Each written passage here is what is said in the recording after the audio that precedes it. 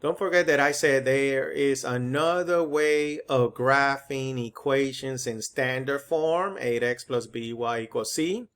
However, I consider using the intercepts the shorter way, but I want to show you also the second way of graphing these equations in standard form, 8x plus by equals c. And I'm using the same example, negative 3x plus 2y equals 6.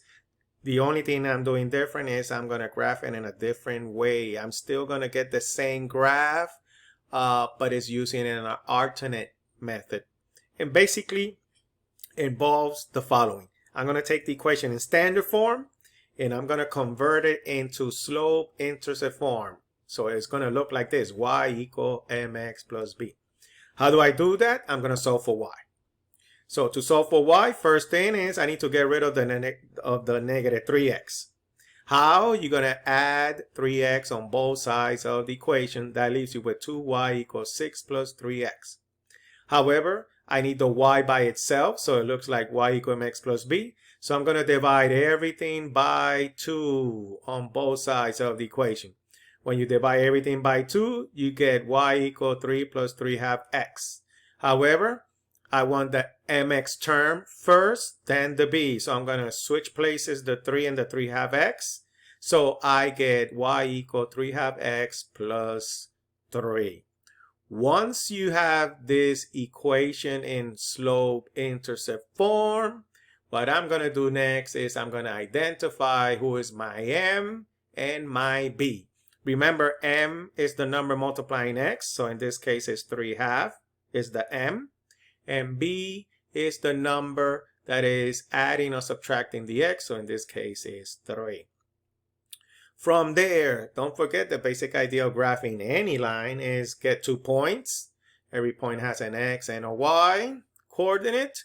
My first point is really b. Here it says b equals 3, but as a point has a pair of numbers, one for x and one for y. B equals 3 will be the point 0, 3. We call that the y-intercept. Now I need to get a second point. That's when I use the slope to figure out my second point. Don't forget that the slope is explaining or providing the information of how the y's are changing in comparison with the x. So from 3 over 2, the top number is how the y's are changing. So that means the y coordinates of my second point is changing by 3 from the first y coordinate of my first point. So when I add 3 to the 3 of my first point of the y coordinate of my first point, I get 6. And then the x's are changing by 2. Okay, so that means from my first point, the x coordinate of 0, I'm going to increase 2. I get the x coordinate of my second point. And there you go. You have my 2 points. Now we are ready to graph the line. Let's plot the first point, 0, 3. There is the point. It's on the y-axis. We call that the y-intercept. Second point, 2, 6. Start at the origin. 2 to the right, 6 up. That's where you plot the second point. The moment you have 2 points connected with a straight line, you can see it's the same slanted line that I did before.